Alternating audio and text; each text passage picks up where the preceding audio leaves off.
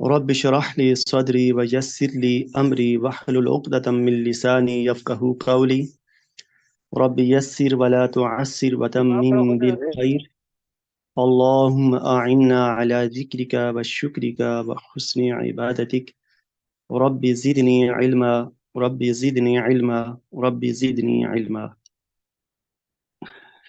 پچھلی کلاس میں ہم نے دور نبوت اور دور صحابہ میں جو حدیث کی تدوین کے حوالے سے کام ہوا ہے اس کے حوالے سے ہم نے اجمالی طور پہ پڑھا تھا۔ آج ہم تابعین اور تبع تابعین کے ادوار کے حوالے سے پڑھیں گے اور پھر انشاءاللہ العزیز آگے بھی چلیں گے۔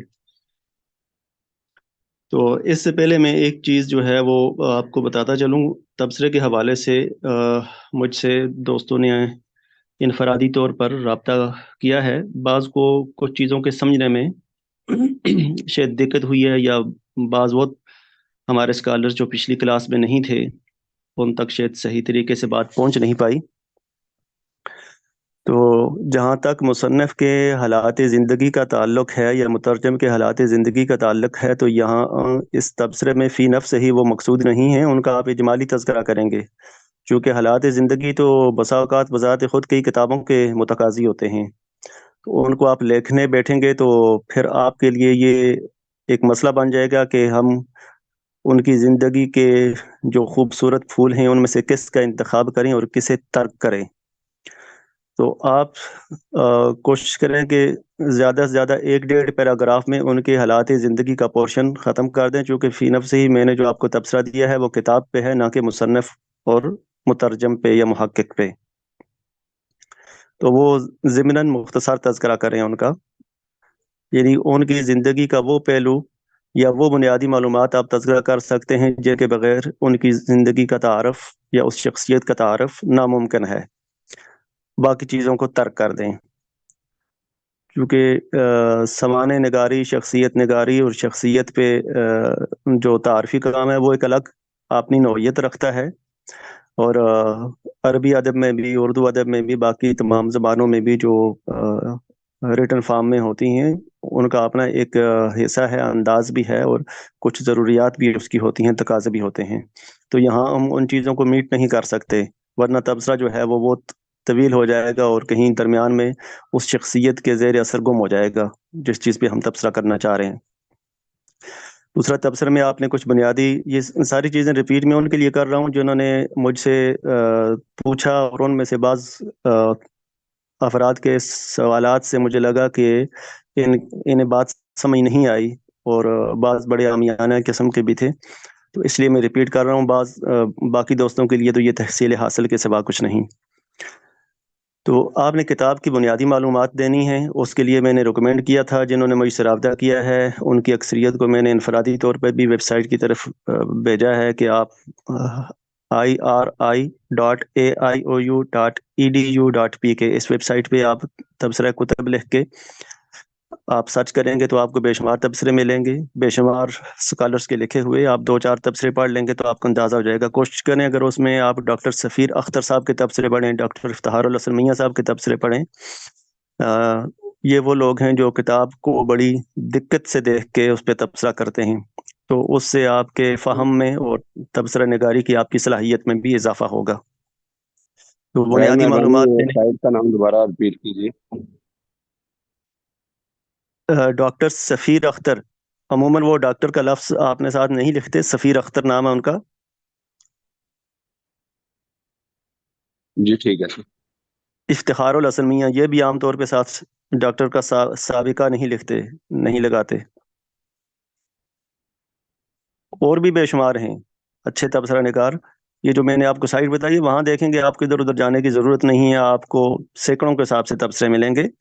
اس سے آپ کا ایک ذہن بن جائے گا کہ تبصرہ کرتے کیسے ہیں، اور معلومات جو آپ نے بنیادی دینی ہے، مصنف کا نام کیا ہے، کتاب کا نام کیا ہے، مصنف کا نام کیا ہے، محقق کون ہے، مترجم کون ہے، اگر یہ چیزیں اپلیکیبل ہیں تو، اگر نہیں ہے تو صرف ظاہر مصنف ہوگا، صفحات کتنے ہیں، کب چھپی ہے، طباعت کا نمبر کون ہے، یہ بنیادی معلومات دینے کے بعد آپ نے اجمالی طور پہ اس کا ایک تمیدی پیراگراف آپ بیان کر دیں جو ضروری چیزیں ہوتی ہیں، لا یعنی چیزیں نہیں۔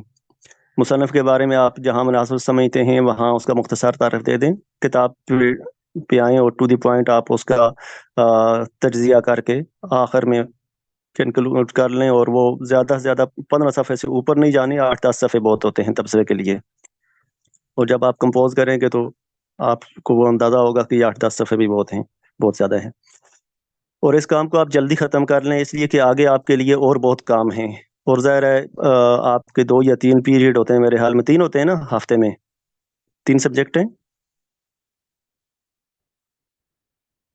کتنے جی سبجیکٹ؟ سر، تین ہی سبجیکٹ ہے۔ 3 سبجیکٹ ہیں، تو ہر استاد نے آپ کو کام دینا ہے، ہر استاد صاحب کا کام ہوگا، وہ آپ کے لیے پھر برڈن بڑھتا جائے گا، چونکہ پچھلی کلاس میں آپ کو دے چکا تھا، تو اس کے بعد ڈپارٹمنٹ کی طرف سے آپ کے لیے ایک کام اور دے دیا گیا تھا جو آپ کے مڈ ٹرم کے متوازی ہے، اس کے بدلے میں ہوگا، یعنی کہ مڈ ٹرم کا پیپر نہیں ہوگا بلکہ وہ کام، وہ انشاءاللہ میں آپ کو اسی ویک کے دوران، جو ابھی آج سے ہمارا ہفتہ شروع ہو رہا ہے، کر دوں گا، واٹس ایپ کا جو ہمارا گروپ ہے اس میں سینڈ کر دوں گا، تو اس کی لاسٹ ڈیٹ ہوگی آپ کی 9 دسمبر، اس لیے تبصرے پہ آپ نے جو ہفتہ گزار دیا ہے میرے خیال میں اتنا کافی تھا، ویسے میں نے آپ کو جو ٹائم دیا محنت اسی وقت لینا ہے، آپ کے پاس اس وقت تک وقت ہے، لیکن آپ اس کو لٹکائیں نا، یہ کوئی اتنا بڑا لمبا چوڑا کام نہیں ہے، اس کے بعد آپ کو آرٹیکل کا کام بھی ہوگا، اور ظاہر ہے یہ سب ٹیچرز نے دینا ہے، اور ساتھ ساتھ آپ کی سماجی مصروفیات بھی ہیں، اور آپ کی جو ڈیوٹی کی مصروفیات ہیں وہ بھی ہیں، اس لیے ٹائم کو آپ نے خود مینیج کرنا ہے، تو اس حوالے سے مزید اگر کسی کی کوئی تشنگی ہوئی تو کلاس کے آخر میں انشاءاللہ ہم 5-10 منٹ اس حوالے سے رکھ لیں گے، کسی کا بھی کوئی بھی سوال ہوا، تاکہ درمیان میں انٹرپٹ ہو کے ہمارا جو وقت ہے وہ ضائع نہ ہو۔ تو تابعین کے حوالے سے ہم نے پڑھنا تھا، جہاں تک صحابہ کرام کا ہم نے پڑھا، اس میں ہم نے کچھ ایسی کتابوں کا، ایسے صحیفوں کا اور ایسے مجموعوں کا تذکرہ کیا جو صحابہ کرام نے مرتب کیے ہوئے تھے، اور عید رسالت مآب صلی اللہ علیہ وسلم میں بھی بعض صحابہ لکھا کرتے تھے، تو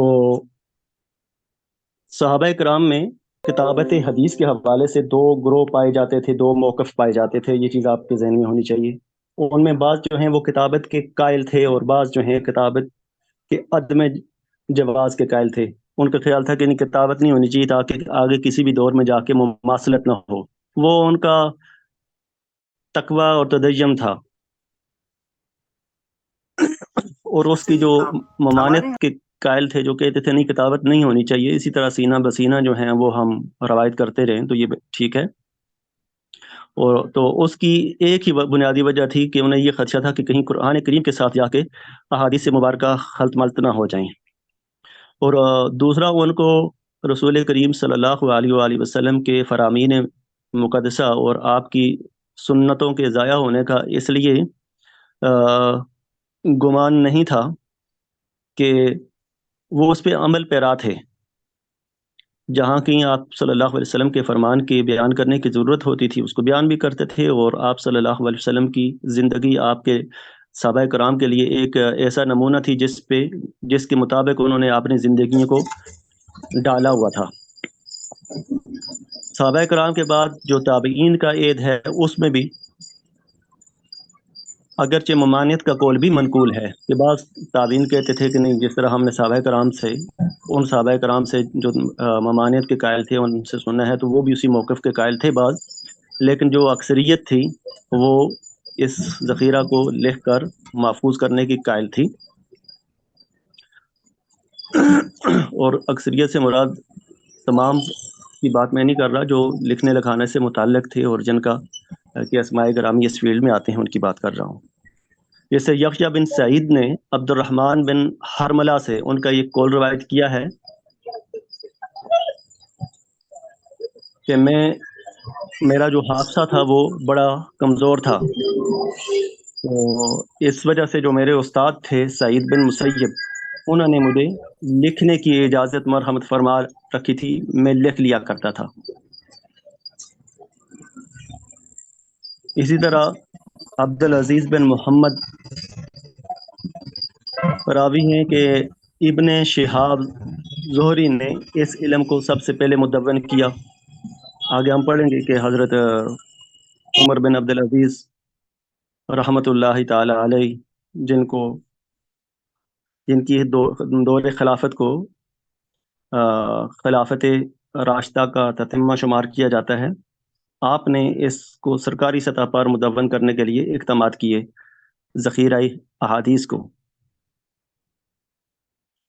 اسی طرح تابعین میں سے زبیر کہتے ہیں کہ عبد الرحمن بن ابی زناد نے، اور انہوں نے اپنے والد سے روایت کیا ہے کہ ہم لوگ صرف حلال اور حرام کے احکام لکھا کرتے تھے، جبکہ ہمارے ساتھ جو ابن شہاب زہری تھے وہ جو کچھ بھی سنتے تھے لکھ لیا کرتے تھے، یعنی کہ احادیث میں سے تمام طرح کی احادیث وہ قلم بند کر لیا کرتے تھے۔ تو جب ہمیں ضرورت پڑتی تو ہم ان کی طرف رجوع کرتے تھے، چونکہ وہ ہم سے زیادہ بڑے عالم بھی تھے اور ان کے پاس لکھا ہوا مجموعہ بھی زیادہ تھا۔ اسی طرح سوادہ بن حیان کہتے ہیں کہ میں نے معاویہ بن قرہ کو یہ کہتے ہوئے سنا ہے کہ جو شخص علم کو لکھتا نہیں ہے اس دور میں، آپ اسے عالم مت کہیں۔ اس طرح شبانہ کہتے ہیں کہ میں نے شعبہ کو یہ کہتے ہوئے سنا کہ جب تم لوگ مجھے روانی کے ساتھ احادیث بیان کرتے ہوئے سنو تو یہ بات سمجھ جایا کرو کہ میں نے اسے اپنی کتاب میں لکھا ہوا ہے اور وہاں سے یاد کیا ہوا ہے، اور میں جو کچھ آپ کو بیان کر رہا ہوں اس کی سند اور اس کا جو متن ہے وہ میرے پاس مرقوم حالت میں، تحریری حالت میں موجود ہے۔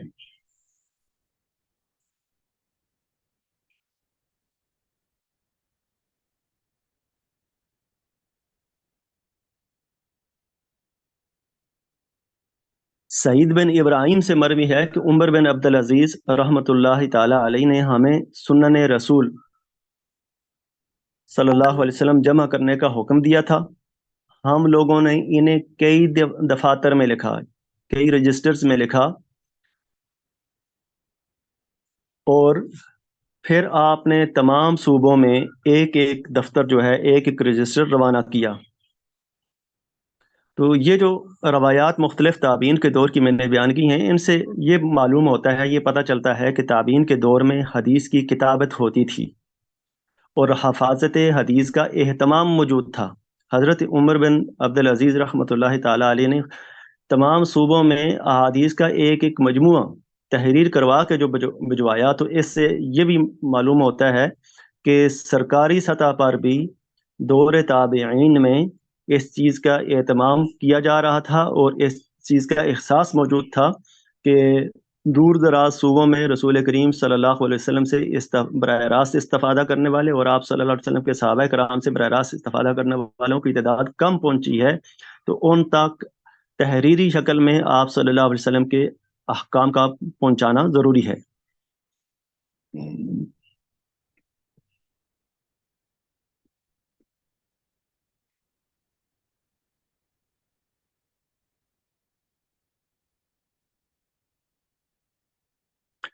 تو حضرت عمر بن عبد العزیز رحمۃ اللہ تعالی علیہ کے حوالے سے صحیح بخاری میں ایک روایت موجود ہے جو ابی بکر بن حزم سے منقول ہے۔ وہ کہتے ہیں کہ ما کان من حدیث رسول اللہ صلی اللہ علیہ وآلہ وسلم فاکتبہ فإنی خفت دروس العلم وذهاب العلماء ولا تقبل الا حدیث النبی صلی اللہ علیہ وسلم وَلْتُفْشُوا الْعِلْمَ وَلْتَجْلِسُوا حَتَّى يُعَلَّمَ مَنْ لَا يَعْلَمُ فَإِنَّ الْعِلْمَ لَا يَهْلِكُ حَتَّى يَكُونَ سِرًّا، کہ حضرت عمر بن عبد العزیز نے ابو بکر بن حزم کو لکھا۔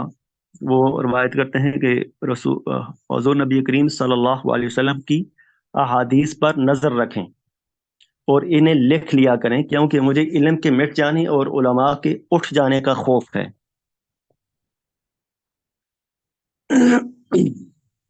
اور ساتھ حضرت عمر بن عبد العزیز نے ابو بکر بن حزم کو اس مراسلے میں، اس خط میں یہ بھی لکھا کہ حضور اکرم صلی اللہ علیہ وسلم کی احادیث کے سوا کسی اور روایت کو قبول نہ کرنا، اور چاہیے کہ تم علم پھیلاؤ اور بیٹھو یہاں تک کہ نہ جاننے والا جان لے، اس لیے کہ علم کو مخفی رکھا جائے تو وہ برباد ہو جاتا ہے۔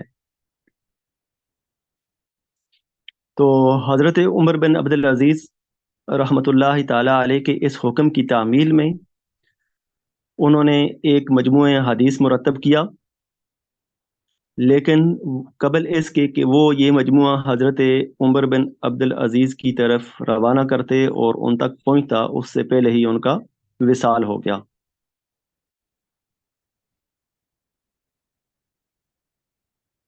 اسی طرح حضرت عمر بن عبدالعزیز نے ابن شہاب زہری کو بھی اس طرح کا ایک حکم دیا تھا اور ان سے حدیث لکھوائی تھیں۔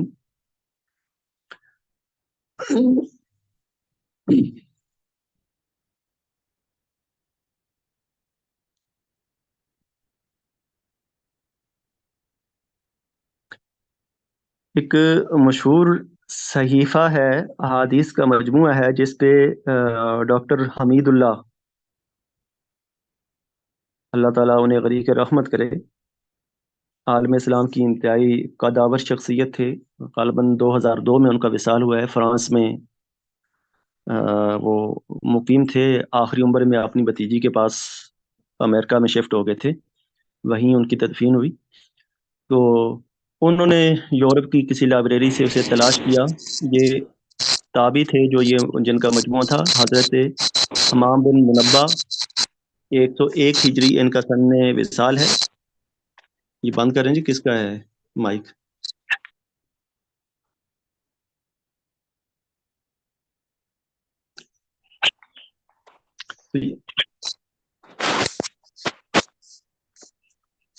ہدایت اللہ، آپ کا مائک کیوں کھلا ہے؟ یہ میں نے بند کیا، اب دوبارہ نہ کھولیے گا۔ یہ حضرت عمر بن عبدالعزیز رحمۃ اللہ تعالی علیہ کے ہم عصر تھے، آپ کے ہم زمانہ تھے، اور یہ حضرت ابو ہریرہ رضی اللہ تعالی عنہ کے شاگرد تھے۔ حضرت ابو ہریرہ رضی اللہ تعالی عنہ نے بھی لمبی عمر پائی تھی اور سن 85 ہجری میں آپ کا وصال ہوا تھا۔ تو حضرت حمام بن منبہ نے ایک جو صحیفہ مرتب کیا، اس میں وہ حدیث تھیں جو انہوں نے اپنے استاد محترم حضرت ابو ہریرہ رضی اللہ تعالی عنہ سے اخذ کی تھیں، حاصل کی تھی، سنی تھیں، اور پھر آپ نے یہ مجموعہ اپنے شاگرد معمر بن راشد کے سامنے پورا روایت کیا، اور روایت کرنے کے بعد پھر ان کے سپرد بھی کر دیا۔ ان سے یہ مجموعہ ان کے شاگرد عبد الرحمن بن حمام بن نافع کو ملا۔ ان سے لے کر حضرت امام احمد بن حنبل نے اسے اپنی مسند میں جگہ دی۔ صحیفہ حمام بن منبہ کے 2 کلمی نسخے برلن اور دمشق کے کتبخانوں میں ملتے ہیں، اور اس پہ جس کا میں نے تذکرہ کیا، ڈاکٹر حمید اللہ علیہ رحمہ نے جو کام کیا تھا، اسے پیرس کی ایک یونیورسٹی نے شائع کیا ہوا ہے۔ دوسرا کام آ جاتا ہے تابعین میں، جس طرح کہ تھوڑی دیر پہلے میں نے تذکرہ کیا ابن شہاب زہری کا، کہ حضرت عمر بن عبدالعزیز علیہ رحمہ نے انہیں بھی احادیث لکھنے کا اور سیرت رسول صلی اللہ علیہ وسلم سے متعلقہ روایات جو ہیں وہ مرتب کرنے کا حکم دیا تھا۔ تو یہ ان کے ایک ہم عصر کی روایت بھی ابھی آپ نے سنی کہ ان کی عادت تھی کہ جہاں سے بھی جو بھی حدیث انہیں ملتی تھی، انہیں یہ لکھ لیا کرتے تھے، صرف زبانی یاد کرنے پہ اکتفا نہیں کیا کرتے تھے۔ ان کے ایک ہم عصر ہم مکتب جو ان کے ساتھ شریک تھے لکھنے میں، حضرت صالح بن کیسان،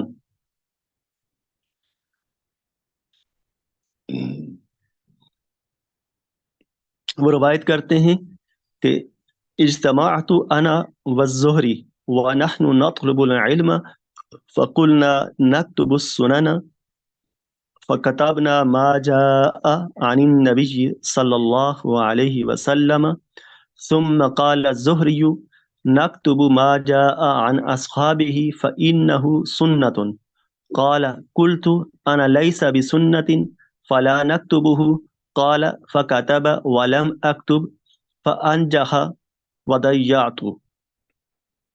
کہ حضرت صالح بن کیسان کہتے ہیں کہ میں اور امام زہری، ابن شہاب زہری، ہم احادیث کی تلاش کرتے تھے، اور ہم اس بات پہ متفق ہوئے، ہمارا اس بات پہ اتفاق ہوا کہ ہم سنتوں کو لکھیں گے، لیکن سنت کے علاوہ جو چیز ہوگی اس کو ہم نہیں لکھیں گے. سو ہم نے ہر چیز جو رسول کریم صلی اللہ علیہ وآلہ وسلم کے حوالے سے ہم نے سنی، ہم نے لکھ ڈالی. پھر ہم نے صحابہ کرام کی روایات کو لکھنے کا ارادہ کیا. تو میں نے کہا میں تو یہ نہیں لکھتا، یہ سنت نہیں ہے. لیکن امام زہری نے کہا کہ یہ بھی سنت ہے. سو انہوں نے لکھی اور میں نے نہ لکھی. وہ لکھ کے کامیاب ہو گئے، اور میرے پاس جو صحابہ کرام کے حوالے سے علم تھا وہ میں نے ضائع کر دیا. وَضَيَّعْتُ، وہ مجموعہ مجھ سے ضائع ہو گیا. انظر انسان بھول جاتا ہے، وقت گزر جاتا ہے، کتابت نہیں کر سکتا، تو شاید ان کی ضائع کرنے سے یہ مراد ہوگی، چونکہ آپ نے لکھا تو تھا نہیں کہ لکھی ہوئی چیز ضائع ہو جاتی. یہ جو عابد حسین ہیں، آپ کا مائک بار بار آن ہو جاتا ہے، کوئی خاص وجہ؟ یا یہ آج خود آن ہو جاتا ہے، اسے کوئی بیماری ہے؟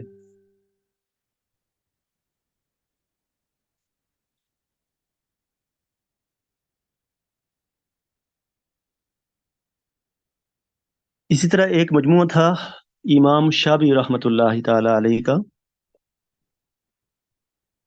انہوں نے مجموعہ بھی مرتب کیا تھا، اور اس میں جو احادیث تھیں ان کی تبویب بھی کی تھی، ان کی ابواب بندی بھی کی تھی. اور کتب احادیث میں یہ پہلی کتاب تھی جو ابواب پہ مرتب کی گئی تھی. اور اس کتاب کا تذکرہ خطیب بغدادی نے اپنی تالیف الکفایہ میں، اور حافظ ابن حجر نے فتح الباری میں کیا ہے.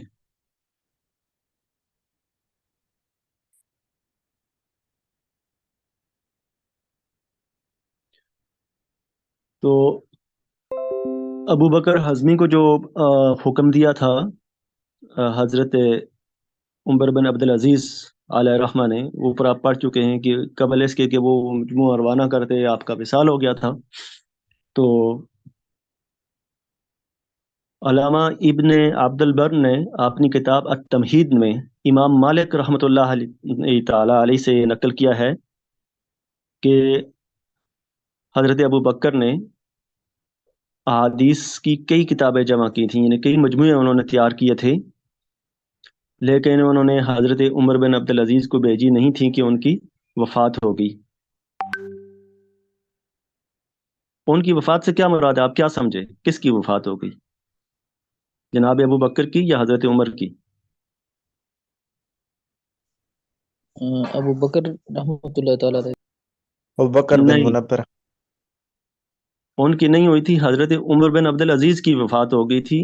یعنی انہوں نے کتابیں تیار کی تھیں، یہ مجموعے تیار کر رہے تھے، کچھ ان کے پاس تیار ہو چکی تھیں، لیکن ابھی انہوں نے حضرت عمر بن عبدالعزیز کی طرف روانہ نہیں کی تھی کہ اس سے پہلے ہی حضرت عمر بن عبدالعزیز کا وصال ہو گیا تھا. اس کی وضاحت آگے اس میں موجود ہے کہ فتوفی عمر وقد كتب ابن حزم كتبا قبل ان يبعث بها الیہ. اس سے اس بات کی بالکل وضاحت ہو جاتی ہے کہ حضرت عمر بن عبدالعزیز رحمۃ اللہ تعالی علیہ کا وصال ہو گیا تھا.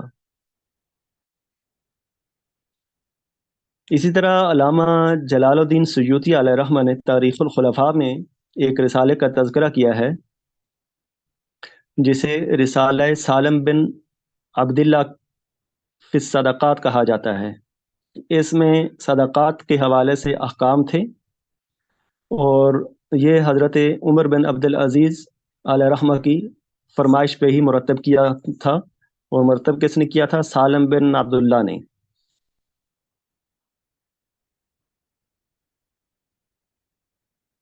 ایک کتاب ہے السنن للمحقول، جسے ابن محقول علیہ رحمہ نے مرتب کیا تھا.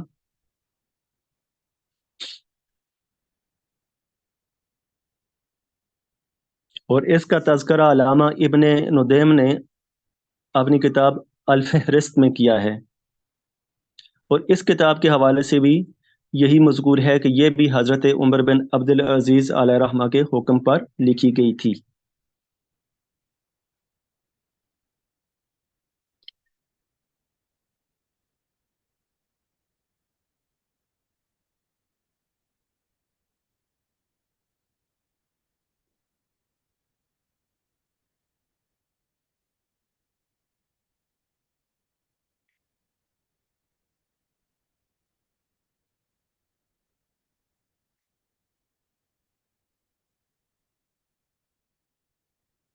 دو منٹ ہولڈ رکھیے گا، میں ایک چھوٹا سا کام کر لوں۔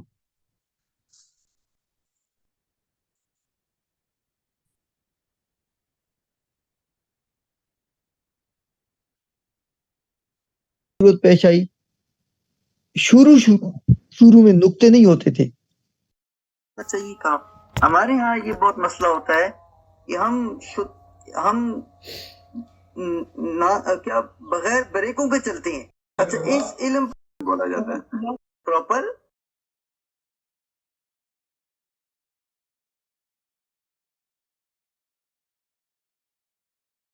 پڑھایا جاتا ہے، اور عربی قرآن پر جن لوگوں نے کام کیا ہے ان میں سے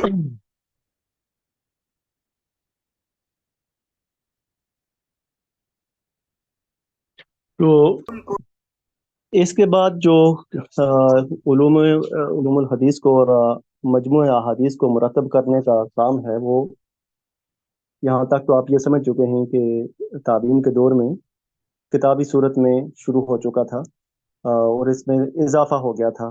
صحابہ کرام کے دور میں تو صرف چند صحابہ کرام نے اپنے مجموعے مرتب کیے ہوئے تھے، لیکن آپ یوں سمجھ لیں کہ حضرت عمر بن عبدالعزیز علیہ رحمہ کے دور سے سرکاری سطح پر اس کا اہتمام کیا جانے لگا تھا۔ تو جو پہلی صدی ہجری میں صحابہ کرام اور تابعین کے دور میں کام ہوا، اس کا تذکرہ کیا۔ اس کے بعد ہمیں جو زیادہ کام ملتا ہے، پھر دوسری اور اس سے زیادہ جو کام ملتا ہے وہ تیسری صدی ہجری میں ملتا ہے۔ آواز آ رہی ہے آپ کو؟ کیا آپ مجھے سن سکتے ہیں؟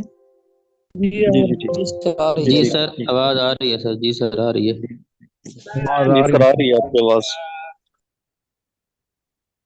تو دوسری صدی ہجری میں چند معروف کتابیں لکھی گئیں، ان میں سے ہم چند کا تذکرہ کرتے ہیں۔ پھر تیسری صدی میں تو آپ یوں سمجھیں کہ سائنسی بنیادوں پہ کام ہوا، باقاعدہ یہ علم جو ہے وہ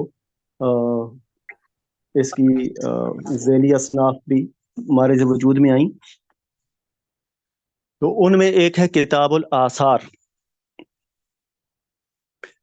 اس کتاب میں پہلی بار احادیث کو فقہی ابواب پر مرتب کیا گیا۔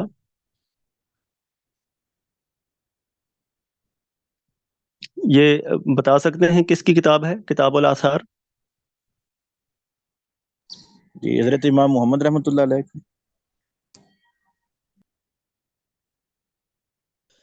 حضرت امام ابو یوسف رحمۃ اللہ تعالی علیہ کی۔ ٹھیک ہے، انہوں نے کس سے روایت کی ہیں یہ؟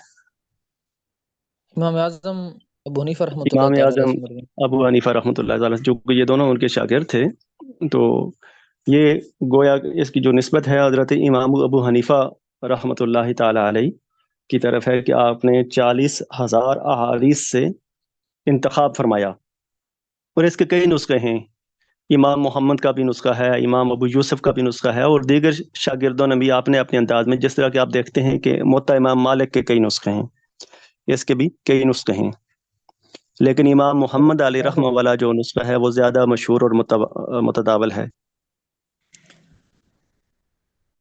تو چونکہ یہ کتاب موطا امام مالک سے بھی پہلے لکھی سر گئی۔ ایک کوسچن ہے۔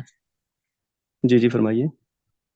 ویسے کوسچن کا آخر میں سر اگر ہم وقت رکھیں تو زیادہ یہ بات ہماری آگے پیچھے نکل جائے گی، آپ نوٹ رکھ لیں اپنے سوالات۔ جی ٹھیک ہے سر، ٹھیک، اوکے۔ جی تو یہ آپ نے طرز تدوین کے حوالے سے موطا امام مالک کے لیے اصل کی حیثیت رکھتی ہے، اور بہت سارے علماء نے آپ نے اپنے ادوار میں اس کتاب کی جو ہیں وہ شروح بھی لکھی ہیں۔ تو اس کا جو اس کتاب کا خاصہ ہے وہ یہ ہے کہ امام اعظم ابو حنیفہ علیہ رحمہ نے جو روایات منتخب کی اس کتاب کے لیے وہ ساری مرفوع ہیں، ساری مرفوع، اکثریت مرفوع ہے اور کچھ موقوف اور مکتوبی ہیں. اور جہاں تک اس کے روایات کا تعلق ہے کہ کتنی روایات اس میں ہیں، چونکہ نسخے مختلف ہیں، مختلف شاگردوں نے مرتب کی ہیں، تو مرویات کی تعداد بھی مختلف ہے. تاہم امام ابو یوسف علیہ رحمہ کے نسخے میں جو روایات ہیں ان کی تعداد 1070 کے قریب ہے. دوسری کتاب جو اس دور میں مرتب ہوئی اس کے بعد وہ موطا امام مالک ہے. اپنے زمانے میں جیسے آج کے زمانے میں صحیح بخاری کے بارے میں ہے اصح الکتب بعد کتاب اللہ تحت السماء، اس دور میں موطا امام مالک کے بارے میں یہ کہا جاتا تھا اصح الکتب بعد کتاب اللہ تحت السماء.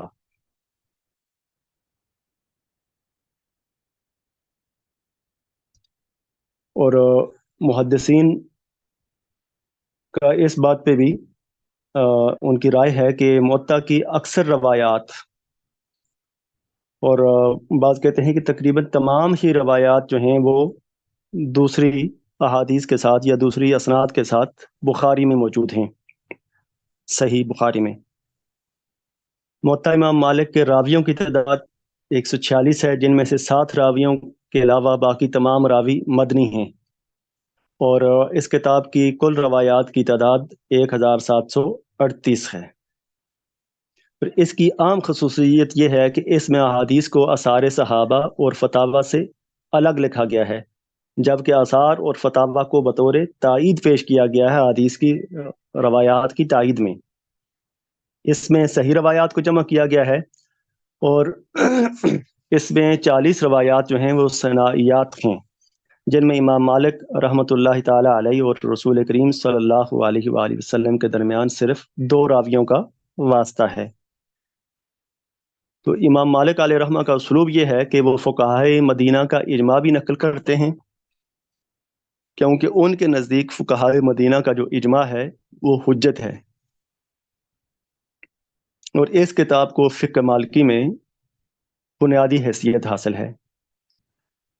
حافظ عبداللہ بن عبد البر، قاضی ابو بکر محمد بن العربی اور حافظ جلال الدین سیوطی، اسی طرح اگر آپ تھوڑے زمانہ پیچھے چلے جائیں بر صغیر کے حوالے سے تو شاہ ولی اللہ علیہ رحمہ اور مولانا محمد زکریا کاندھلوی علیہ رحمہ نے اپنے ادوار میں موطا امام مالک کی شروع لکھی ہیں. یہ چند بڑے نام ہیں، ورنہ احادیث کے میدان میں کسی ایک کتاب کے حوالے سے یہ کہنا کہ بس یہ اس کی آخری شرح ہے، یہ ممکن نہیں ہے. چونکہ جو زمانہ آگے بڑھے گا لوگ اپنے دور کے تقاضوں کے مطابق احادیث کی کتابوں کی تفہیم کی کوشش کرتے رہیں گے، جس طرح کہ یہ معاملہ قرآن کریم کی تفسیر کے ساتھ جاری و ساری ہے. پھر ہے مصنف عبد الرزاق. یہ کتاب امام عبد الرزاق بن حمام الیمانی کی مرتب کرتا ہے، اور کئی اعتبار سے بڑی جلیل القدر کتب میں اس کا شمار ہوتا ہے. ایک تو اس لیے کہ عبد الرزاق امام ابو حنیفہ اور معمر بن راشد جیسے ائمہ کے شاگرد اور امام احمد بن حنبل جیسے ائمہ کے استاد ہیں. تو گویا کہ امام احمد بن حنبل ایک واسطے کے ساتھ حضرت امام ابو حنیفہ کے شاگرد ہیں، اور اس مجموعہ کی اکثر احادیث ثلاثی ہیں. دوسری اس لیے کہ امام بخاری کی تصریح کے مطابق اس کتاب کی تمام احادیث صحیح ہیں. اس کتاب کو بھی فقہی ابواب پہ مرتب کیا گیا ہے، اور شاہ ولی اللہ علیہ رحمہ نے اس کتاب کو مصادر حدیث کے تیسرے طبقہ میں شمار کیا ہے. پھر ہے جامع معمر بن راشد. یہ بھی امام مالک کے ہم عصر تھے اور حمام بن منبہ کے شاگرد تھے، جیسا کہ ابھی ہم نے تذکرہ کیا ہے. اور حضرت حمام بن منبہ نے حضرت ابو ہریرہ رضی اللہ تعالیٰ عنہ سے جو احادیث مرتب کی تھیں، جمع کی تھیں، وہ محمد بن راشد پہ بیان بھی کیں اور پھر ان کے حوالے بھی کیں۔ پھر ہے جامع سفیان ثوری، اور یہ کتاب حضرت امام شافعی علیہ رحمہ کے زیر مطالعہ زیادہ رہی ہے، اور آپ نے اس سے بہت زیادہ استفادہ کیا ہے۔ یہ جو 5 کتابیں ہیں یہ دوسری صدی ہجری کے حوالے سے زیادہ معروف ہیں، زیادہ ان کو ممتاز مقام حاصل ہے۔ یہ گویا کہ حدیث کی تدوین کا دوسرا دور آپ سمجھ لیں تابعین اور تبع تابعین کے دور میں، اور تیسری صدی جو ہجری ہے وہ تیسرا دور بنتا ہے۔ یہ وہ دور ہے جس میں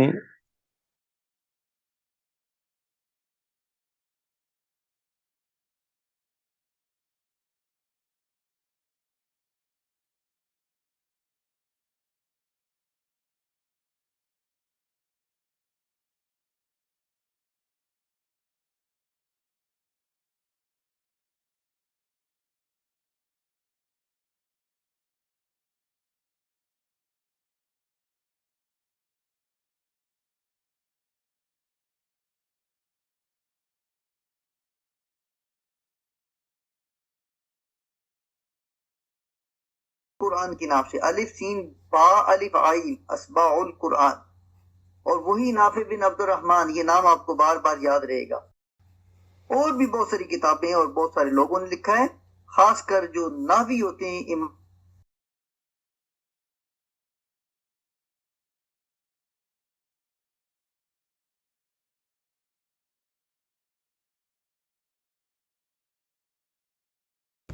اور ابھی چیزیں کافی ساری باقی ہیں، تو انشاءاللہ ساتھ ساتھ اس کو دیکھتے رہیں گے۔ ایک چیز رسم قرآن پہ ہم نے گفتگو کی تھی، اس پہ ہماری ایک ڈیٹیل گفتگو ہوئی تھی۔ اب اس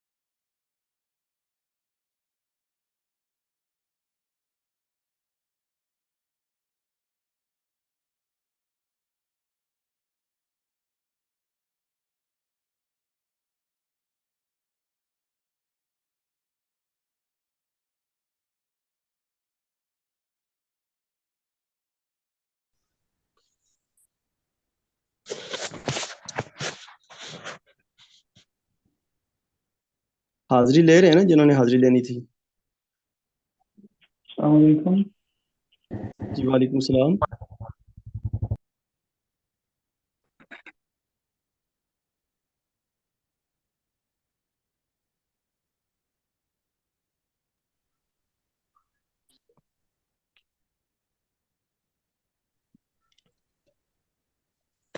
ہلو، السلام علیکم۔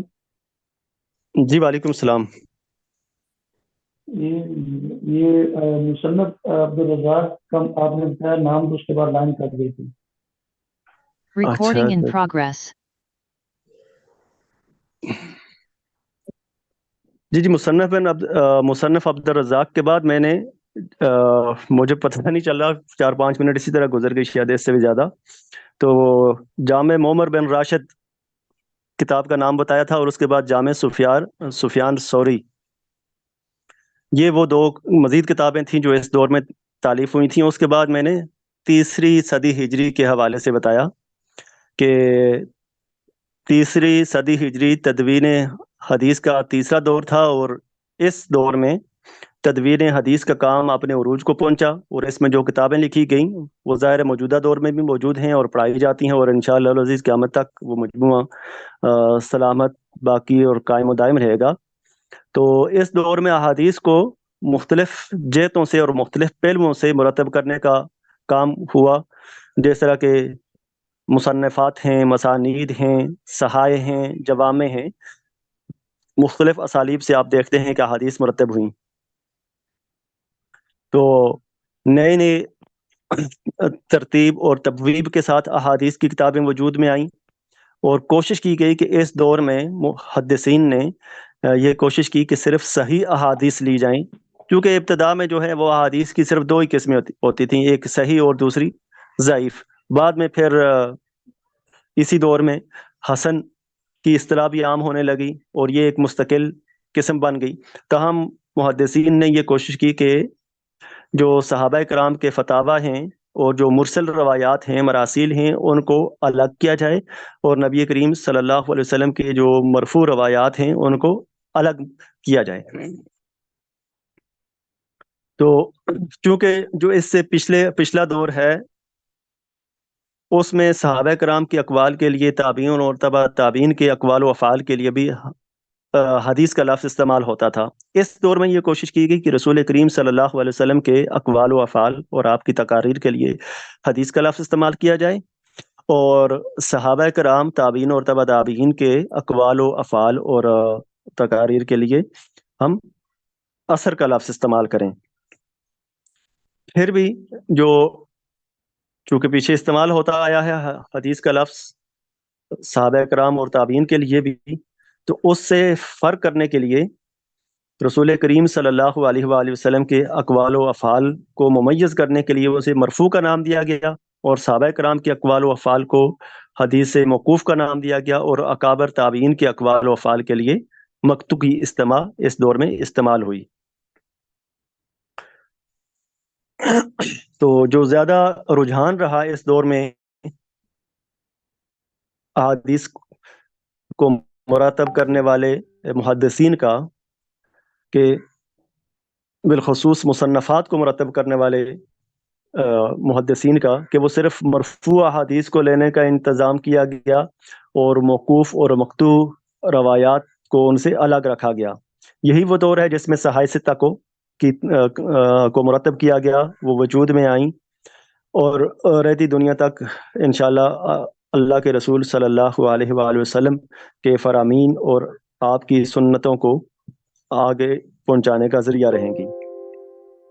تو اس میں سب سے پہلا نام آپ جانتے ہیں کہ حضرت امام بخاری علیہ رحمہ کا آتا ہے، صحیح بخاری کا۔ تو آپ میں سے اکثریت کے لیے یہ باتیں نئی نہیں ہیں، لیکن ہمارے کچھ دوست وہ ہیں جو سکول کالج کی لائن سے آئے ہیں، تو ان کے لیے یہ باتیں ابتدائی اور بنیادی نوعیت کی ہی ہیں۔ تو امام بخاری رحمۃ اللہ تعالی علیہ کا نام محمد اور آپ کی کنیت ابو عبداللہ، اور سلسلہ نسب یوں ہوتا ہے کہ محمد بن اسماعیل بن ابراہیم بن مغیرہ۔ آپ بخارا کے شہر میں 13 شوال 194 ہجری کو نماز جمعہ کے بعد پیدا ہوئے، اور آپ کے والد گرامی بچپن میں ہی وصال فرما گئے تھے، تو گویا آپ نے یتیم کی حالت میں پرورش پائی۔ اور یہاں سے آپ دوسری چیز یہ بھی نوٹ کر لیں کہ آپ کو اکثریت جو محدثین کی ملے گی جن کی کتابیں ہمارے پاس اب موجود ہیں، اور علم کی جو تدوین کے حوالے سے وہ آپ کو عجم کے علماء کی ملے گی۔ امام بخاری ایک بڑا نام ہے بخارا سے، اور وہ عجم کا ظاہرہ علاقہ ہے، عرب کا نہیں ہے۔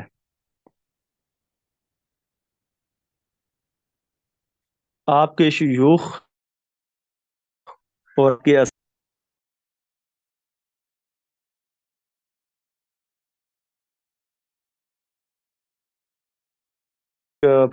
سنا ہوا ہے حضرت امام بخاری علیہ رحمہ کے امتحان کے حوالے سے جب آپ بغداد آئے، اور فتح الباری میں اس کا تذکرہ موجود ہے کہ وہاں کے محدثین کو جب آپ کی شہرت اور آپ کا چرچا پہلے پہنچ چکا تھا، تو انہوں نے امتحان کا ایک طریقہ سوچا کہ تاکہ آپ کو زج کیا جا سکے اور پرکھا جا سکے کہ آپ کو کچھ آتا بھی ہے یا نہیں آتا، اور آپ کا شعرا اس قدر کیوں زیادہ ہے۔ تو انہوں نے امتحان کا یہ طریقہ سوچا کہ 100 احادیث لیں، ان میں سے ہر ایک حدیث کی سند دوسری حدیث کے متن کے ساتھ ملا دی، اور 10 احادیث 10 آدمیوں پہ تقسیم کر دیں، ایک تاریخ مقرر کر دی، مجمع عام کا اعلان کر دیا گیا، اور اس میں آپ کا امتحان لینے کا فیصلہ کیا گیا۔ تو مقررہ وقت پر سارا شہر امڑ آیا۔ ان 10 آدمیوں نے 10 آدمیوں میں سے ہر ایک آدمی نے ایک ایک روایت، جو ہر آدمی کے پاس 10 روایات تھیں، اس نے خلط ملط کر کے حضرت امام بخاری کے سامنے پڑھنا شروع کی۔ آپ پر ایک روایت پیش کی جاتی اور پھر اس کے بارے میں پوچھا جاتا، تو آپ اس روایت کو سنتے اور اس کے بارے میں جواب دیتے کہ میں اس حدیث کو نہیں جانتا۔ جب تمام 100 روایات پوری ہو گئیں اور لوگوں میں مگوئیاں شروع ہوئیں، تو بعض کا خیال تھا کہ امام بخاری حقیقت حال کو پہچان چکے ہیں، اور بعض کا خیال تھا کہ آپ محدثین بغداد کے سامنے بے بس ہو گئے ہیں، بغداد کے محدثین نے آپ کو بے بس کر دیا ہے، آپ کچھ پتہ نہیں ہے۔ تو جب یہ مگوئیاں بلند ہوئیں تو امام بخاری علیہ رحمہ ان 10 میں سے پہلے سائل کی طرف، پہلے شخص کی طرف متوجہ ہوئے، اور آپ نے فرمایا قلت کذا و ثوابہ کذا، کہ آپ نے جو روایت بیان کی ہے وہ آپ نے اس طرح بیان کی ہے، یہ آپ نے سند بیان کی ہے اور یہ اس کا متن بیان کیا ہے۔ تو آپ نے اس طرح کر کے اس کی پہلی روایت، پھر دوسری، پھر تیسری، پھر چوتھی، تمام 10 روایات ایک ایک کر کے پہلے اس روایت جو خلط ملط کی ہوئی تھی اس کو بیان کیا، پھر جو درست متن کے ساتھ درست سند تھی اس کو بیان کیا۔ یوں آپ نے ان تمام 10 افراد کی بیان کردہ 100 احادیث کو درست متن کے ساتھ اور درست سند کے ساتھ جب اسی مجلس میں بیان کر دیا، تو وہ تمام محدثین اور جو دیکھنے کے لیے شہر کے لوگوں کا مجمع اکٹھا ہوا تھا، وہ تمام آپ کے حافظہ کی مہارت، آپ کے حافظہ اور حدیث میں آپ کے رسوخ کو اور آپ کی مہارت کو دیکھ کر اگنشت بدنداں رہ گئے، وہ حیرت زدہ رہ گئے، اور انہوں نے تسلیم کیا کہ آج کے دور میں فن حدیث میں آپ کا کوئی ثانی نہیں ہے، آپ آج کے دور میں یکتا ہیں۔ تو آپ نے جو کتاب مرتب کی صحیح بخاری، صحت کے معیار اس کی وضاحت کے لیے صحابہ کرام اور تابعین کے اقوال و آثار نقل کرتے ہیں، اور یہ بتاتے ہیں کہ حدیث و سنت کے ساتھ ساتھ آثار صحابہ اور آثار تابعین میں بھی قرآن فہمی کا ایک اہم صحابہ اور آثار تابعین بھی قرآن فہمی کا ایک اہم ذریعہ ہے، اہم وسیلہ ہیں، اہم سبب ہیں۔ اور قرآن فہمی میں آثار صحابہ اور آثار تابعین کو ہم درخور اعتنا نہیں سمجھ سکتے، ان کو اس سے صرف نظر نہیں کر سکتے، ان کو پس پشت نہیں ڈال سکتے۔ یہ مائک بند کر دیں جن کا۔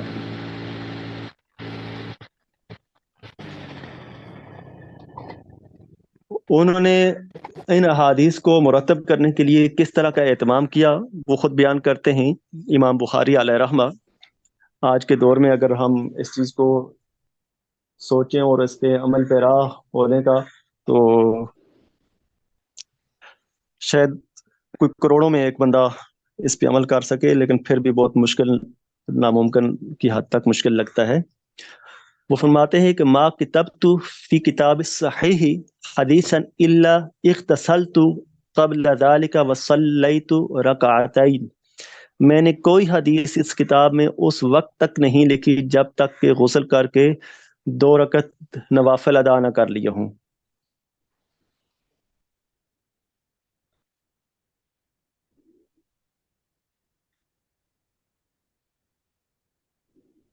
اور دوسری روایت آپ سے اس حوالے سے مذکور ہے کہ صنفت کتابی الجامع فی المسجد الحرام، میں نے صحیح بخاری مسجد حرام میں تصنیف کی. وما ادخلت فیہ حدیثا حتی استخرت اللہ تعالی وصلیت رکعتین وتیقنت صحتہ، کہ میں نے اس میں کوئی حدیث شامل نہیں کی یہاں تک کہ میں نے اس استخارہ کیا، اللہ تعالیٰ سے اس کی رائے طلب کی، اور پھر 2 رکعتیں نفل پڑھے اور مجھے اس کی صحت کا یقین ہو گیا تو ہی میں نے اس کو نقل کیا ہے.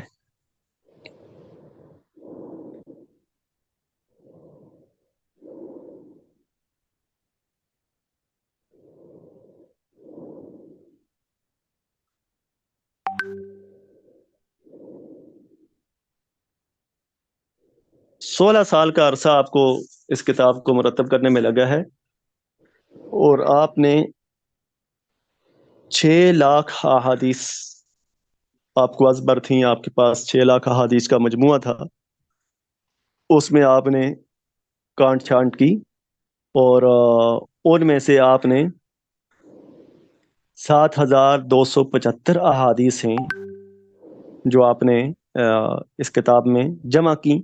ان میں بھی پھر کچھ مقررات ہیں، اگر ان کو مقررات کو نکال دیا جائے تو تقریباً 4,000 احادیث ہیں جو مقررات کے بغیر اس میں موجود ہیں صحیح بخاری میں. اور اس میں ثلاثی روایات جو ہیں جن میں صرف 3 درجوں کا واسطہ ہے رسول کریم صلی اللہ علیہ وآلہ وسلم تک، 3 واسطوں سے وہ روایت پہنچتی ہے، وہ ان کی تعداد 22 ہے. یہ مائک کس کا کھلا ہے جی؟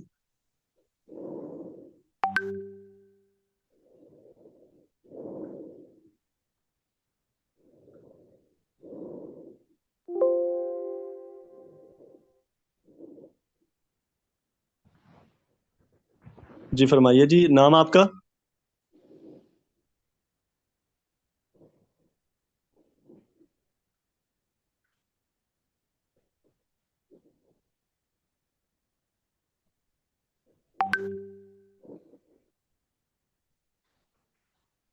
جی بالکل صحیح ہے. یہ جو ریکارڈنگ کر رہے ہیں ہمارے دوست، یہ اس ذمہ داری کو قبول کرنا پسند کریں گے یا کسی اور کی ڈیوٹی لگائی جائے؟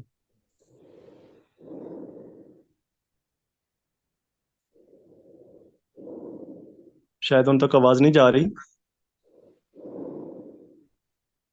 تو السلام علیکم والنٹیئرلی کوئی دوست کر لیں.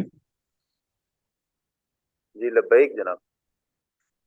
آپ اپنا نام بتا دینا تاکہ سب کو پتہ چل جائے کہ آپ ہیں. اختر جاوید. اچھا، جو ریکارڈنگ کر رہے ہیں وہ دوست ہیں، ٹھیک ہے. آپ پھر نظر رکھ لیا کریں، جس کسی کا مائک آن ہو جائے اسے بند کر دیا کریں. سیدی مائک بند کرنے کا اختیار تو آپ کے پاس ہوگا، اس طرح بند میں تو نہیں کر سکتا. ہاں جی وہ میں بنا دیتا ہوں، ادھر سے وہ میں دیکھ کے بنا دیتا ہوں.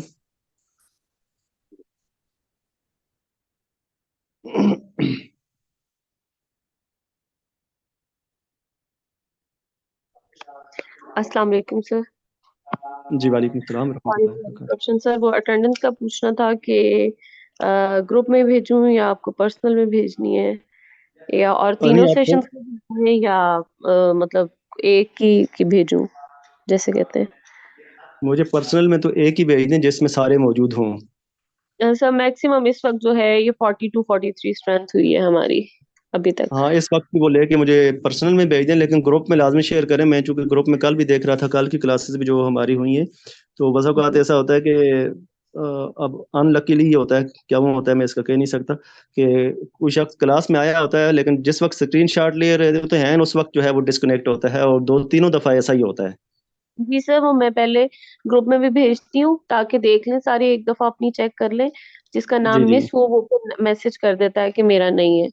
تو باقی پھر یہ ہے کہ میں ایک جو ہے میں تینوں میں سے دیکھوں گی، جو سب سے زیادہ ہوئی وہ پھر میں آپ کو سینڈ کر دوں گی جی پرسنل جی میں. جی بالکل ٹھیک ہے، بالکل ٹھیک صحیح. ہے.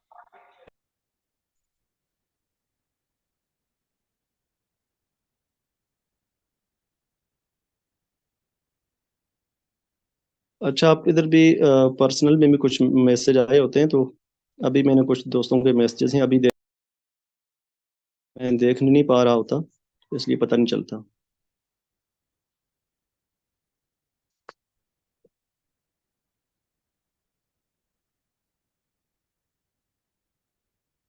سر یہ ذرا دوبارہ بتا دیجیے گا بخاری شریف میں اصل بتا تھا حدیث کیا تھی، اور پھر جو امام بخاری رحمۃ اللہ علیہ نے اس پہ جو بات ہے تو بتا دیں۔ جی، تعداد کا پوچھ رہے ہیں آپ؟ جی 6 لاکھ ٹوٹل تعداد جی، تھی، اور اس میں سے 6 لاکھ کا مجموعہ آپ کو یاد تھا، آپ کے پاس حدیث تھی 6 لاکھ، تو آپ نے 6 لاکھ میں سے سر آپ امام بخاری جی رحمۃ اللہ علیہ کی 6 لاکھ آپ کی یاد تھی، یا خود ان کے پاس ذخیرہ مطلب لکھتے رہتے تھے، جہاں کہیں گے تو حدیث لکھ لی جمع کر لی؟ ان کو یاد تھیں، مجموعہ ان کے پاس لکھی ہوئی تو کتنی تھیں، لیکن جو لکھی ہوئی تھیں وہ ساری ان کو یاد بھی تھیں۔ ٹھیک ہو گیا۔ ٹھیک ہے، وہ جو لکھی تھی ان میں سے پہلے انہوں نے 3 لاکھ منتخب کی، پھر ان 3 لاکھ میں سے آپ نے 7275 کو اس کتاب میں جمع کیا، اور اس میں بھی کچھ مقررات ہیں، یعنی کہ کئی بار ذکر ہوئی ہیں۔ اگر ان مقررات کو نکال دی جائے تو پیچھے 4000 احادیث ایسی ہیں جو مقررات کے علاوہ ہیں۔ پھر 22 روایات اس میں ایسی ہیں جو ثلاثی ہیں، جن میں امام بخاری اور کی جو روایت ہے وہ رسول کریم صلی اللہ علیہ وآلہ وسلم کے درمیان جو ہے وہ 3 واسطے ہیں سند میں۔ تو امام نسائی علیہ رحمہ اس کتاب کے والے سے فرماتے ہیں کہ اجود هذه الكتب کتاب البخاری و اجتماعت الامت علی صحت هذین الکتابین۔ هذین الکتابین سے مراد یعنی کہ صحیح بخاری اور صحیح مسلم کے حوالے سے، ان دونوں کے حوالے سے وہ کہتے ہیں کہ ان دونوں کی صحت پہ جو ہے وہ امت کا اجماع ہے، اور ان دونوں میں بھی جو صحیح ترین کتاب ہے وہ صحیح بخاری ہے۔ امام بخاری نے اور بھی کتابیں لکھی ہیں، ظاہر آپ جانتے ہیں، ادب المفرد ہے، التاریخ الکبیر ہے، التاریخ الاوسط ہے، التاریخ الصغیر ہے، اسی طرح رفع یادین کے حوالے سے ان کی ایک کتاب ہے، تفسیر کبیر ہے، کتاب الضعفاء ہے، جس میں انہوں نے ضعفاء کے حوالے سے، ضعیف راویوں اور احادیث کے حوالے سے لکھا ہے۔ 256 میں آپ کا وصال ہوا، 62 سال کی عمر میں، اور سمرقند میں آپ نے وصال فرمایا۔ امام بخاری کی تصنیف کے بعد جو دوسری کتاب ہے صحیح مسلم ہے۔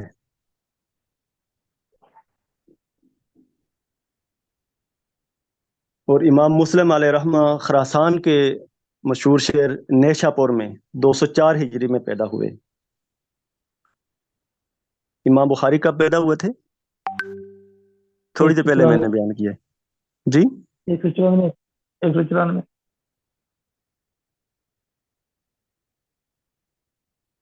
آواز کچھ مجھے کٹ گئی ہے، سمجھ نہیں آئی کہ آپ نے کیا کہا۔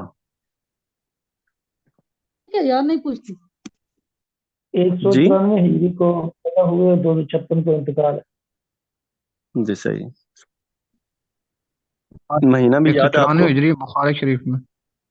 جی جی، مہینہ بھی یاد ہے، مہینہ بھی میں نے بلکہ اس کی تاریخ بھی بیان کی، 13 شوال۔ 13 شوال مبارک۔ جی جی، 13 شوال آپ کی ولادت کا دن تھا، ورل 256 آپ کا۔ تو امام مسلم جو ہے وہ 204 میں پیدا ہوئے۔ نیشا پور میں آپ کی ولادت ہوئی، اور اس دور میں، جس دور میں آپ نے آنکھ کھولی، نیشا پور کو ایک علمی مرکز کا درجہ حاصل تھا، اور بڑے بڑے علماء اس دور میں اور علمی دنیا میں ان کا طوطی بولتا تھا، جیسے اسحاق تھے، یخجا بن یخجا تھے، امام ذہبی تھے۔ یہ لوگ مسانید دروس پر فائز تھے اس دور میں، اور حضرت امام مسلم علیہ رحمہ نے ان سب سے علم حاصل کیا، اور 220 ہجری میں آپ نے حج کا سفر کیا۔